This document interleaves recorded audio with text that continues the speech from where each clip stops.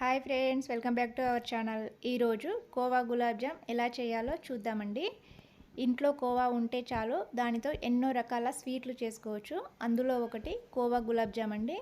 ఈ గులాబ్ జామ్లు చాలా సింపుల్గా, త్వరగా, ఈజీగా చేసేసుకోవచ్చు. టేస్ట్ కూడా చాలా బాగుంటాయండి. జ్యూసీగా సూపర్గా ఉంటాయి ఈ గులాబ్ జామ్లు. ఒకటి రెండు తిన్నారనుకోండి, అంతటితో అస్సలు ఆగలేరు. మొత్తం కూడా తినేస్తారు, అంత బాగుంటాయండి. ఇప్పుడు తయారీ విధానం చూద్దాం. ఇక్కడ నేను 250 గ్రాముల కోవా తీసుకున్నాను. దానికి కరెక్ట్ కొలత 50 గ్రాముల మైదా వేసుకోవాలండి. అంతకు మించి ఎక్కువగా వేసుకుంటే గులాబ్ జాములు గట్టిగా ఉంటాయి. అలాగే చిటికెడు వంట సోడా వేసి కలుపుకోవాలి. వంట సోడాను కూడా మరీ ఎక్కువగా వేసుకోకూడదండి. ఇప్పుడు ఇదంతా బాగా కలిసేలా కలపాలి. ఇలా కలిపిన తరువాత పొడి పొడిగా అనిపించింది అనుకోండి, ముందుగా కార్చి చల్లార్చిన పాలు ఒక 2 టీ స్పూన్లు వేసి కలుపుకోవాలి. మీరు తీసుకున్న పిండిని బట్టి పాలను వేసుకోవాలండి. ఇక్కడ నాకు 2 టీ స్పూన్లు కరెక్ట్గా సరిపోయాయి. ఈ పిండినంతా ఇలా ముద్దగా కలుపుకోవాలి.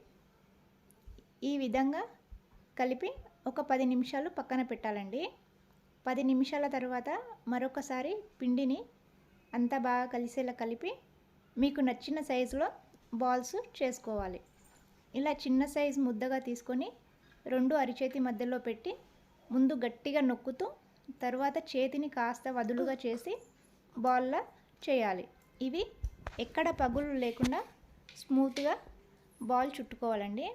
పగుళ్ళు అస్సలు ఉండకూడదు. ఈ విధంగా చేసి ఒక ప్లేట్లో పెట్టి పక్కన పెట్టేసుకోవాలి. ఇదే విధంగా మిగిలిన పిండినంతా కూడా పగుళ్ళు లేకుండా ఇలా గులాబ్ జాములుగా చుట్టి ప్లేట్లో పెట్టి పక్కన పెట్టేసుకోవాలి. ఇలా అన్నీ రెడీ చేసుకున్న తర్వాత ఇప్పుడు మనము పాకం రెడీ చేసుకుందామండి. ఇక్కడ నేను 1 కప్పు చక్కెర తీసుకున్నాను. కప్పు చక్కెరకి అరకప్పు వాటర్ వేసుకోవాలి. అరకప్పు కరెక్ట్గా సరిపోతుందండి. ఇప్పుడు స్టవ్ ఆన్ చేసి స్టవ్ పైన గిన్నె పెట్టి చక్కెర కరిగే వరకు స్పూన్తో కలుపుతూ మరిగించుకోవాలి.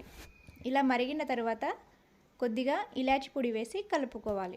ఈ పాకం మరీ ముదురుగా కాకూడదండి, అలాగని మరీ పలుచగా కూడా చేసుకోకూడదు. ఇలా మనం చేతితో టచ్ చేస్తే చేతికి జిగురుగా అంటుకుంటే సరిపోతుంది. ఇప్పుడు కొద్దిగా నిమ్మరసం వేసుకోవాలండి. నిమ్మరసం వేసుకోవడం వలన పాకం చల్లారిన తర్వాత గట్టి పడకుండా ఉంటుంది. ఇప్పుడు స్టవ్ ఆఫ్ చేసి దీన్ని దింపి పక్కన పెట్టేసుకుందాం. ఇప్పుడు గులాబ్ జాములు డీప్ ఫ్రై చేసుకోవడానికి స్టవ్ పై కడాయి పెట్టి ఆయిల్ వేసుకోవాలి.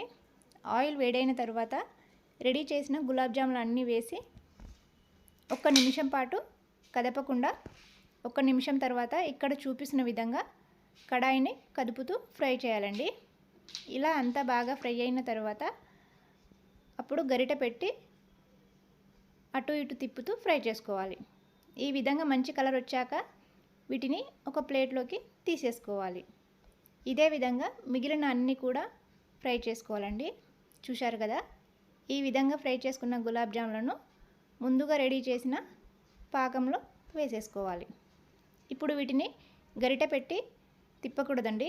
ఇక్కడ చూపిస్తున్న విధంగా గిన్నెను అటు ఇటు కదుపుతూ పాకం అన్నిటికీ బాగా పట్టేలా కలపాలి. మూత పెట్టి కనీసం ఒక 2 గంటలు పక్కన పెట్టాలండి. 2 గంటల తర్వాత చూపిస్తున్నాను చూడండి. ఇవి జ్యూస్నంతా బాగా పీల్చుకొని ఎలా రెడీ అయ్యాయో, చూడడానికి ఎంత కలర్ఫుల్గా ఉన్నాయో, అలాగే జ్యూసీగా కూడా కనిపిస్తున్నాయి కదండి.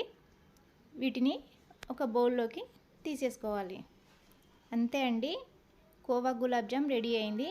ఇవి చూడడానికి ఎంత కలర్ఫుల్గా ఉన్నాయో టేస్ట్ కూడా అంతే బాగుంటాయి. మీరు కూడా ఒకసారి కోవా గులాబ్ జామ్ ట్రై చేసి మీకు ఎలా అనిపించిందో కామెంట్ బాక్స్లో తెలియచేయండి. అలాగే ఈ వీడియో కనుక మీకు నచ్చినట్లయితే లైక్ చేసి షేర్ చేయండి.